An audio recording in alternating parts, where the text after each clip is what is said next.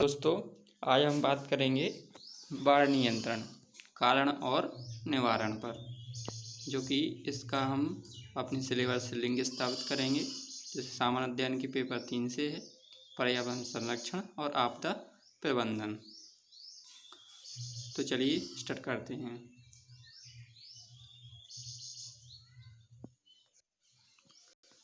तो संदर्भ जान लेते हैं। वर्तमान में असम के 33 जिलों में 18 जिले बाढ़ की चपेट में हैं। असम की बाढ़ से लगभग 37 लोगों की मृत्यु हो गई है और 10 लाख से अधिक लोग और पशुधन प्रभावित हुए हैं। बाढ़ ने काजीरंगा राष्ट्रीय उद्यान और टाइगर रिजर्व और पोवितोरा वन्यजीव और मानस राष्ट्रीय उद्यान के बड़े हिस्से को जलमग्न कर दिया है। राज्य में बाढ़ एक वार्षिक विशेषता प्रतिवर्ष आगमन है। मानसून के दौरान लगातार भारी वर्षा के अतिरिक्त प्राकृतिक एवं मानव निर्मित कारक हैं जो इसके लिए योगदान करते हैं। चीन, भारत और बांग्लादेश, भूटान में फैले एक बड़े बेसिन क्षेत्र के साथ ब्रह्मपुत्र नदी अपने साथ भारी मात्रा में जल और गाद का मिश्रण लेकर आती है, जिससे असम में कटाव की घटना में वृद्धि हो जाती है, जो बाढ़ का कारण बनती है। भारत में घटित होने वाली सभी प्राकृतिक आपदाओं में सबसे अधिक घटनाएं बाढ़ की हैं। यद्यपि इसका मुख्य कारण भारतीय मानसून की अनिश्चितता तथा वर्षा ऋतु के कारण 4 महीनों में भारी जल प्रवाह है, परंतु भारत की आकस्मिक भू आकृतिक विशेषताएं विभिन्न क्षेत्रों में बाढ़ की प्राकृतिक तथा तीव्रता की निर्धारक में अहम भूमिका निभाती है। बाढ़ के कारण समाज का सबसे गरीब तबका प्रभावित होता है। बाढ़ जान माल की क्षति के साथ साथ प्रकृति को भी हानि पहुंचाती है, अतः सतत विकास के नज़रिए से बाढ़ के आकलन की ज़रूरत है। अब जानते हैं बाढ़ से तात्पर्य। तो बाढ़ से क्या तात्पर्य है? तो नदी का जल उफान के साथ जल वाहिकाओं को तोड़ता हुआ मानव बस्तियां या आसपास की ज़मीन पर पहुंच जाता है और बाढ़ की स्थिति पैदा कर देता है। आमतौर पर अचानक नहीं आती, यह कुछ विशेष क्षेत्रों और वर्षा ऋतु में ही आती है। बाढ़ तब आती है जब नदी जल वाहिकाओं में इनकी क्षमता से अधिक जल बहाव होता है और जल बाढ़ के रूप में मैदान के निचले हिस्सों में भर जाता है। कई बार झीलों और आंतरिक जल क्षेत्रों में भी क्षमता से अधिक जल भर जाता है।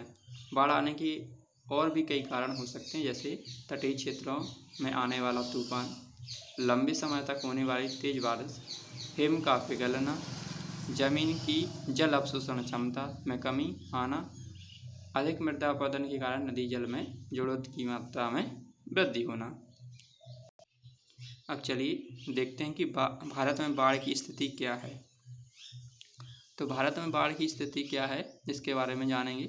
भारत के विभिन्न राज्यों में बार बार आने वाली बाढ़ के कारण जान माल का भारी नुकसान होता है। राष्ट्रीय बाढ़ आयोग ने देश में 4 करोड़ हेक्टेयर भूमि को बाढ़ प्रभावित किया। तो ये फैक्ट है, जिसे अपन कहीं पर कोट कर सकते हैं, ऐसे वगैरह में भी कोट कर सकते हैं कि जो राष्ट्रीय बाढ़ आयोग ने देश के 4 करोड़ हेक्टेयर भूमि को बाढ़ प्रभावित क्षेत्र घोषित किया है। असम, पश्चिम बंगाल और बिहार राज्य सबसे अधिक बाढ़ प्रभावित राज्यों में से है। ये भी हमें देखो, असम, पश्चिम बंगाल और बिहार राज्य सबसे अधिक बाढ़ प्रभावित राज्य हैं। तो असम, पश्चिम बंगाल, बिहार सबसे अधिक बाढ़ प्रभावित राज्यों में से एक हैं। इसके अतिरिक्त उत्तर भारत की अधिकतर नदियां विशेषकर उत्तर प्रदेश और पंजाब में बाढ़ ला सकती हैं। राजस्थान, गुजरात और हरियाणा और पंजाब आकस्मिक बाढ़ के कारण पिछले कुछ दशकों में जलमग्न होते रहे। इसका कारण मानसूनी वर्षा की तीव्रता तथा मानव क्रियाकलापों द्वारा प्राकृतिक अपवाह तंत्र का अवरुद्ध होना है। कई बार तमिलनाडु में बाढ़ नवंबर से जनवरी माह के बीच लौटते मानसून में होने वाली तीव्र वर्षा के द्वारा आती है। अब जानते हैं कि बाढ़ के संबंध में एक कौन सी सूची का विषय है, इसके बारे में जानते हैं। तो बाढ़ राष्ट्र सूची का विषय है। क्या है? बाढ़ राष्ट्र सूची का विषय है। कटाव नियंत्रण सहित बाढ़ प्रबंधन का विषय राज्यों के क्षेत्राधिकार में आता है। तो ध्यान रखना, ये कटाव नियंत्रण सहित बाढ़ प्रबंधन का विषय किसके क्षेत्र में आता है? राज्यों के क्षेत्राधिकार में आता है। बाढ़ प्रबंधन और कटाव विरोधी योजनाएं राज्य सरकारों द्वारा प्राथमिकता के अनुसार अपने संसाधनों द्वारा नियोजित, अन्वेषित और क्रियान्वित की जाती हैं। इसके लिए केंद्र सरकार राज्यों को तकनीकी मार्गदर्शन और वित्तीय सहायता प्रदान करती है। अब जान लेते हैं बाढ़ के कारण, जो कि मेंस प्रोस्पेक्टिव से बहुत ही इम्पोर्टेंट हैं। बाढ़ के कारण, तो बाढ़ के कारण देखेंगे, सामान्यतः भारी वर्षा के बाद जब प्राकृतिक जल संग्रहण स्रोत और मार्ग नेचुरल वाटर बॉडीज या रूट्स की जल धारण करने की क्षमता का संपूर्ण दोहन हो जाता है, तो पानी उन स्रोतों से निकलकर आसपास की सूखी भूमि को डुबा देता है। लेकिन बाढ़ हमेशा भारी वर्षा के कारण ही नहीं आती, बल्कि यह प्राकृतिक एवं मानव निर्मित दोनों ही कारणों का परिणाम है, जिन्हें हम कुछ इस प्रकार से वर्णित कर सकते हैं। तो सबसे पहला कारण देखते हैं, मौसम संबंधी तत्व। दरअसल 3 से 4 माह की अवधि में देश में भारी बारिश के परिणाम स्वरूप नदियों में जल का प्रवाह बढ़ जाता है, जो विनाशकारी बाढ़ का कारण बनता है। एक दिन में लगभग 15 सेंटीमीटर या उससे अधिक बारिश होती है तो नदियों का जल स्तर खतरनाक ढंग से बढ़ना शुरू हो जाता है। बादल फटना, भारी वर्षा और पहाड़ियों या नदियों के आसपास बादलों के फटने से नदियों जल से भर जाती हैं। ठीक है, जब बादल फटते हैं, एकदम से बारिश होती है, मूसलाधार बारिश, तो क्या होती है कि भारी वर्षा और पहाड़ियों नदियों के आसपास बादलों के फटने से नदियाँ जल से भर जाती हैं और आसपास के एरिया में भर जाती हैं, बाढ़ का कारण बनती हैं। गाद का संचयन, तो हिमालय से निकलने वाली नदियाँ अपने साथ बड़ी मात्रा में गाद और रेत लाती हैं। बरसों से इनकी सफाई न होने के कारण नदियों का मार्ग अवरुद्ध हो जाता है, जिससे आसपास के क्षेत्र में पानी फैल जाता है। तो ये गाद का संचय भी एक कारण है। मानव निर्मित अवरोध, तटबंधों, नहरों, रेलवेयों से संबंधित निर्माण के कारण नदियों की जल प्रवाह क्षमता में कमी आती है। परिणाम स्वरूप बाढ़ की समस्या और भी गंभीर हो जाती है। वर्ष 2013 में उत्तराखंड में आई भयंकर बाढ़ को मानव निर्मित कारकों का परिणाम माना जाता है। तो ये ध्यान रखने की जरूरत है। और मानव निर्मित अवरोध, इसका अच्छा उदाहरण क्या है कि 2013 में उत्तराखंड में भयंकर बाढ़ से मानव निर्मित कारकों का परिणाम ही था कि 2013 में उत्तराखंड में जो भयंकर बाढ़ आई थी उसका मानव निर्मित अवरोध था। वनों की कटाई, तो वनों की कटाई क्या है? पेड़ पहाड़ों पर मिट्टियों के कटाव को रोकने और बारिश के पानी के लिए प्राकृतिक अवरोध पैदा करने में महत्वपूर्ण भूमिका निभाते हैं। अब दोस्तों हम जानते हैं विनाशक परिणाम। बाढ़ आने से क्या विनाशक परिणाम हो सकते हैं, जो कि सामान्यतः होते हैं। बाढ़ग्रस्त क्षेत्रों में कई तरह की बीमारियां जैसे हैजा, आंत्रशोथ, हेपेटाइटिस या अन्य दूषित जल जनित बीमारियां फैल जाती हैं। वर्तमान में पूरे देश में कोविड-19 महामारी का प्रसार है। बाढ़ की स्थिति इसे और भी अधिक हानिकारक बना सकती है। असम, पश्चिम बंगाल, बिहार, पूर्वी यूपी मैदानी क्षेत्र, उड़ीसा, आंध्र प्रदेश, तमिलनाडु और गुजरात के तटीय क्षेत्रों तथा पंजाब, राजस्थान, उत्तर प्रदेश, गुजरात, हरियाणा के बार बार बाढ़ आने या कृषि भूमि, मानव बस्तियों के डूबने से देश की अर्थव्यवस्था पर तथा समाज पर गहरा प्रभाव पड़ता है। संभावित लाभ की बात करते हैं, तो ये भी अपन को ध्यान रखना है कि क्या लाभ हो सकते हैं। तो दरअसल बाढ़ का पानी अपने साथ पहाड़ों से उपजाऊ गाद मिट्टी मैदानों की तरफ लाता है। यह गाद काफ़ी उपजाऊ होती है। बाढ़ के पानी के साथ बहकर आने से मैदानी इलाकों में इस उपजाऊ मिट्टी की एक परत बन जाती है, जिससे खेती में मिट्टी की उर्वरता बढ़ती है और फसल काफ़ी अच्छी पैदा होती है। तो ये भी हमें फ़ायदा होता है कि जो बाढ़ से गाद आता है वो अपने जो मैदानी भागों में छा जाता है, तो वो काफ़ी उपजाऊ होता है, जो कि हमारी फसल के लिए काफ़ी लाभदायक होता है। इसके साथ ही साथ रेत, पत्थर, अवसाद आदि जमा होने से सक्रिय हो चुकी नदियों के चैनलों की बाढ़ साफ कर देती है, जिससे नदी का फैलाव होने से नदी फिर से अपने पुराने स्वरूप में आ जाती है। बाढ़ से भूजल संभरण भी होता है। अब जानते हैं बाढ़ प्रबंधन हेतु प्रयास, जो बहुत ही इम्पोर्टेंट हैं, IMP हैं।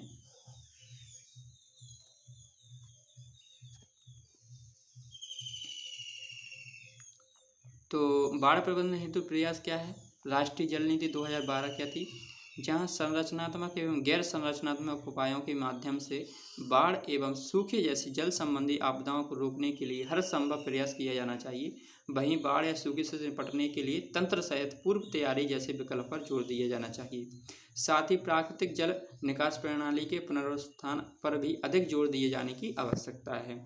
नदी द्वारा किए गए भूमि कटाव जैसे स्थायी नुकसान को रोकने के लिए तटबंधों इत्यादि के निर्माण हेतु आयोजना, निष्पादन, निगरानी, भू आर्थिक विज्ञान अध्ययनों के आधार पर किया जाना चाहिए। चूँकि जलवायु परिवर्तन के कारण अत्यधिक तीव्र वर्षा होने तथा मृदा कटाव की संभावना बढ़ने से यह और भी अत्यंत महत्वपूर्ण होता जा रहा है। बाढ़ का सामना करने के लिए तैयार रहने हेतु बाढ़ पूर्वानुमान की आवश्यकता है। इसका देश भर में सघन विस्तार किया जाना चाहिए और वास्तविक समय आंकड़ा संग्रहण प्रणाली real time data collection system का उपयोग करते हुए आधुनिकीकरण किया जाना चाहिए। जलाशय के संचलन की प्रक्रिया को विकसित करने तथा इसका कार्यान्वयन इस प्रकार किया जाना चाहिए ताकि बारिश के मौसम के दौरान बाढ़ को सहन करने की क्षमता प्राप्त हो सके, अवसाद के असर को भी कम किया जा सके। ये प्रक्रिया ठोस निर्णय सहयोग प्रणाली पर आधारित है। राष्ट्रीय आपदा प्रबंधन अधिनियम 2005।